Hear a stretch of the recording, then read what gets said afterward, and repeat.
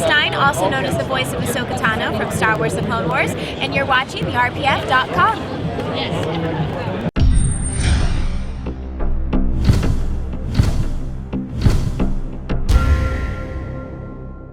Star Wars Chick here for the RPF.com. I'm at Comic-Con 2011, and this is the Prop Store of London. This is Tim. He's a general manager at Prop Store of London. And Tim, will you walk us through some of the incredible pieces that Prop Store has here at Comic-Con 2011? Sure. I think the item that's probably attracted the most attention, the piece that we've had out of the cabinet the most times, is the ZF-1 from The Fifth Element. This is it's a hero version. There would have been a number of these made for filming. This particular one is the flamethrower. It's actually a practical flamethrower inside there. There's a number of brass pipes and cables and things that run underneath the length of the weapon. It lights up. It has no other functionality other than the flamethrower element of it, but it's caused a great deal of excitement this weekend because we've never shown it off publicly before, and there's a number of guys here that in the Replica game that have been making this and experimenting over it for months and months, and they finally get to handle a real one. They've had their measurements out and their cameras and everything, so it's a pretty exciting piece. This actual one as well can be screen matched to the flamethrower scene. Oh wow, yeah, that's incredible. The black mark on the side there, you can spot on screen. Oh, very cool. When Gary Oldman uses it as a flamethrower. Oh wow, that's an awesome piece. I love it. It's pretty I love cool. the movie, and that's such an iconic piece from that movie. So that's a pretty amazing piece to be It's showing pretty good. off today. We like it. So Tim, tell me about some of the pieces that you have here from Aliens 3. Okay, yeah, this is the Adolescent Puppet. It's one of the most recognisable pieces from Alien 3 that we purchased. It's very distinctive. The markings on the dome. The main body's made out of foam latex, and it's in pretty good shape still. There are a number of also tubes and cables in there to power and function various things on screen. It's a pretty amazing piece. Yes. Has any restoration been done on it at all, or is it still very pretty much very original? little? This has just been preserved, steadied, and put onto a display stand. It looks incredible.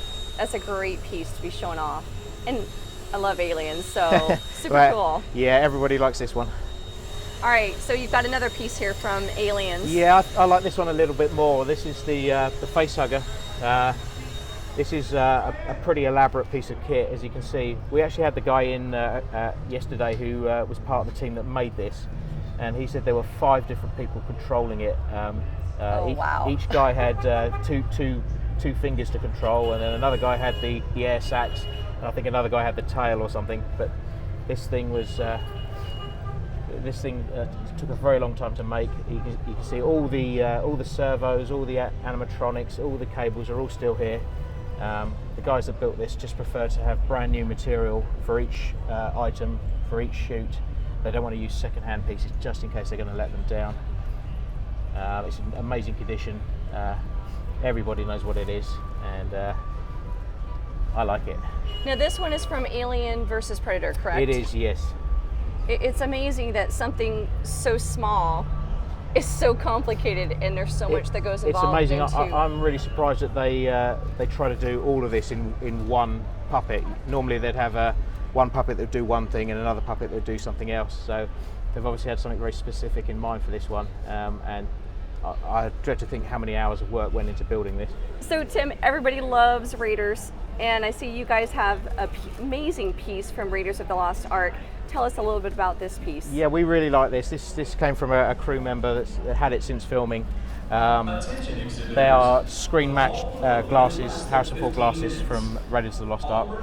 The tortoiseshell pattern on the rims there is unique, and certainly on the high definition version of the DVD, you can match up all the little markings there. Obviously, he's a bit more famous for his hat or his whip, but it's surprising how many scenes he does wear the glasses. You can actually match the pattern. Yep, you can see it's difficult because you've got light refraction as well, and it's not the easiest thing to do. That's crazy. But, yeah, you can spot enough detail there to make them unique. That's fantastic. And now we've got another piece from actually my favorite of the trilogy, from Indiana Jones and the Last Crusade. Tell us about this one. Well, I've got to confess as well that it's my favourite of the three films as well. This is Sean Connery's hat it's his tweed hat from Last Crusade. He wears it pretty much throughout the film. You know, it's one of the few. It's such a generic looking piece, and yet everybody knows what it is without being told. Exactly. Now, have you guys been able to screen match that one? No, the pattern's just too generic. We actually had a couple of this. This is the second one of these we've had since we've been trading, and we couldn't match the first one up either. But it's still pretty recognisable. Definitely, I was going to say it would be pretty difficult to do that. So, yeah. Tell me about the Uhura dress. Yeah, this is pretty amazing. I'm pretty bowled over with this. This is an Uhura dress from season 2. There are just very few of these surviving now, and this one we've pretty much screen matched to The Trouble with the Tribbles. The other interesting thing is that no other character in an episode of season 2 had the braiding on her wrists there. There were plenty of other red dresses, but they were all without rank. The colours still pretty vibrant after all these years, and that's the original Starfleet badge on there as well. I gotta say, it's really held up amazingly well, considering how old it is. It looks fantastic. I'm just stunned at the condition of it, and people have been flocking over to this corner to take photographs of it. I know, I was one of those yesterday. So, Tim, this is pretty much the highlight of the collection, I think, for Comic-Con 2011 from Prop Store of London. I know I walked by yesterday and found your booth, and as soon as I saw this, I just got a great big smile on my face because I knew exactly what it was, and it's a beautiful, beautiful piece. So tell everyone about this particular piece. Yeah, it's freaked a few people out, this one. We've put it on the corner of the booth where the main traffic comes past, and it has generated a bit of a buzz. As you can see, this is Kahns Tunic from Star Trek II, the Wrath of Khan. It's Ricardo Montalban's jacket. It's in amazing condition still. All the distressing and everything on there is all studio done, because obviously he gets a little bit beaten up as the movie progresses. There is very little I need to say about this.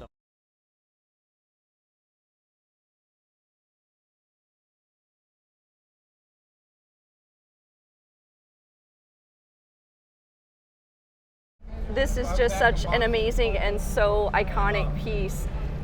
I just simply love it. It's fantastic. Yeah, it's so Star Trek. It's yeah. It's funny because there's not actually much of it, but everybody knows what it is. Yep, and exactly. Everybody loves it. Well, and I think this is pretty much, I would say at least for the most part, most people's favorite Star Trek movie. I know it's mine for sure. So, right on.